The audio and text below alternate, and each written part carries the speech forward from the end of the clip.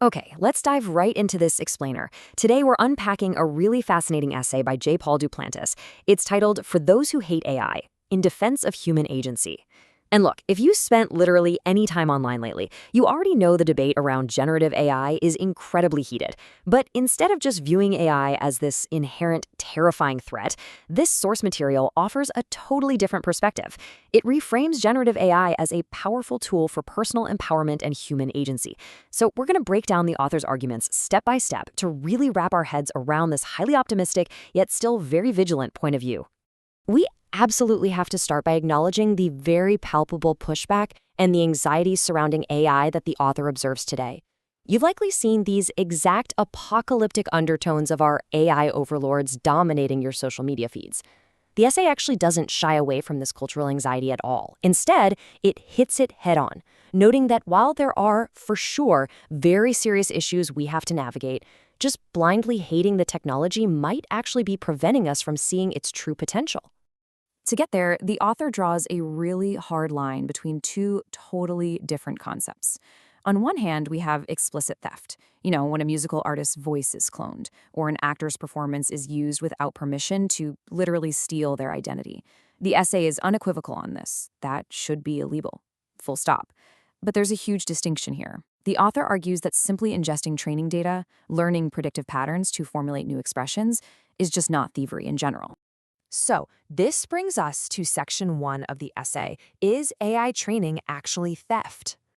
Think about it like this. Imagine a human student sitting in a college classroom. They're absorbing words, concepts, and knowledge from a professor, and then eventually they use that knowledge to write a copyrighted book of their very own. We celebrate that, right? Well, AI is doing something fundamentally similar.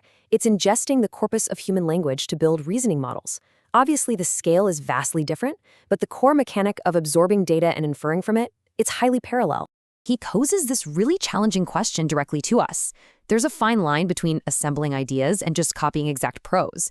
But if a human author isn't copying notes verbatim or plagiarizing exact phrasing, we would never call their resulting work that. The essay asks us to step back and critically examine why we are applying a completely different standard to an artificial reasoning model. To really ground this argument, consider Tolstoy's War and Peace. If an AI explicitly copied the exact text of War and Peace and shipped it to users, yeah, that is a massive problem.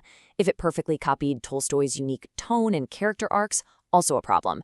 But simply scanning the book to teach a machine how to reason, the essay argues that distributing this mesh of knowledge and giving everyday people agency over that knowledge is actually incredibly healthy for society. Moving right along to section 2, creativity, passion, and commodification. Here is where it gets deeply philosophical.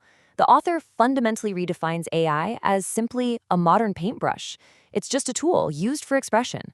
The essay argues we need to completely separate the inanimate tool itself from the human ego that actually wields it. The AI doesn't have the drive or the passion or the ego to create. It requires a human hand to guide it. So for you and me, this means AI isn't competing with our desire to create. It's just a new instrument, giving us a chance to better enrich ourselves and the people around us. Now, that being said, the essay is very realistic. It openly acknowledges that a significant shift in the entertainment industry is absolutely upon us, and unfortunately, some livelihoods will have to be recalibrated. But just as the physical book survived the digital revolution because we still love the feel of a real book, the essay argues that human-driven art, like live actors capturing our imagination, will remain in heavy demand. True, authentic human expression just isn't going away. Duplantis challenges us to look inward for a second. He points out that so many creative fields, music, sports, writing, they've become heavily commodified over time. We often treat art like a math formula just to get rich, or a sport like a science experiment just to shave off a millisecond. The essay asks a brilliant question.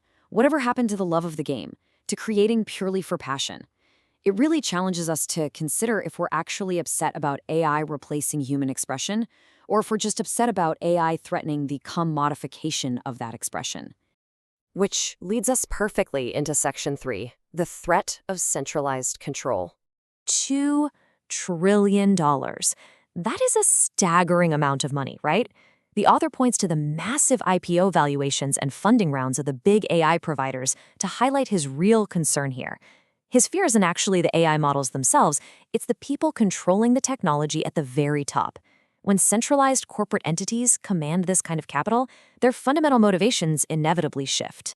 And this brilliantly illustrates the essay's core warning. When institutional investors pour trillions into a company, they demand endless financial returns and endless growth. But the author argues that endless growth and quality human engagement, they literally never live in the same universe. Just look at what happened with the early web and social media. When the priority shifts to relentless, nonstop scaling, it's you, the user, who ultimately suffers a massive drop in quality and genuine connection.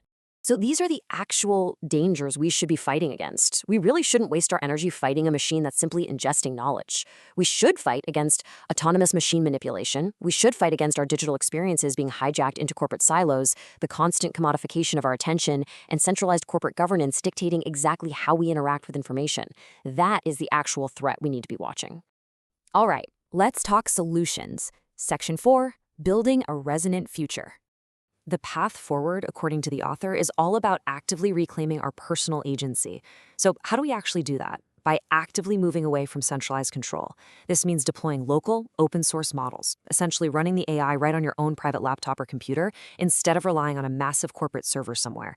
It means setting real boundaries, like age gating for kids to ensure healthy usage. And above all, it means committing to purposeful daily use. Because the more we use these localized tools to better our own realities, the harder it becomes for centralized powers to control them.